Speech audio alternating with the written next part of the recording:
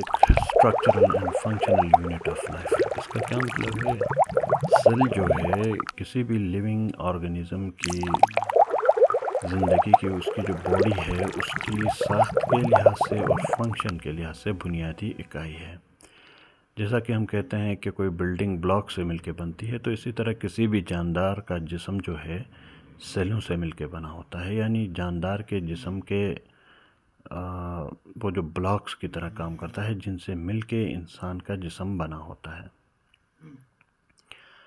अगर हम देखें कि इंसान का जो जिस्म है या कोई भी जितने भी जानदार हैं उनके जो सेल हैं वो दो टाइप के होते हैं। 2 मेन टाइप्स ऑफ सेल हैं on the basis of the presence and absence of membrane bounded nucleus and membrane bounded cell organelles, prokaryote and eukaryote।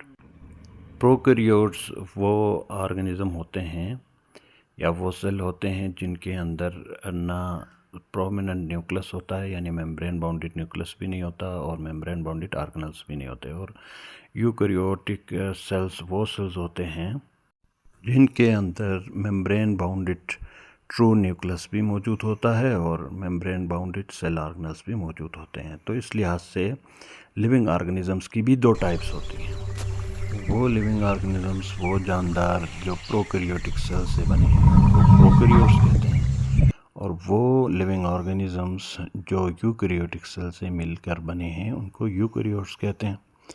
अब एज़ यू नो कि लिविंग ऑर्गेनिजम्स की 5 किंगडम्स हैं। Kingdom Animalia, kingdom Plantae, kingdom Fungi है, kingdom Protista है और kingdom Monera. Among these 5 kingdoms, इन 5 kingdoms में से सिर्फ एक किंगडम जो है वो जो मुश्तमिल है वो प्रोकैरियोटिक ऑर्गेनिजम्स पर मुश्तमिल है और वो है किंगडम मोनिरा। जबकि बाकी 4 किंगडम्स जो हैं kingdom protista, kingdom fungi, kingdom animalia और किंगडम प्लांटा, ये 4 किंगडम्स जो हैं इनके अंदर जो ऑर्गेनिजम्स हैं वो सारे के सारे यूकैरियोटिक ऑर्गेनिजम्स हैं जो कि यूकैरियोटिक सेल से मिलकर बने हुए हैं।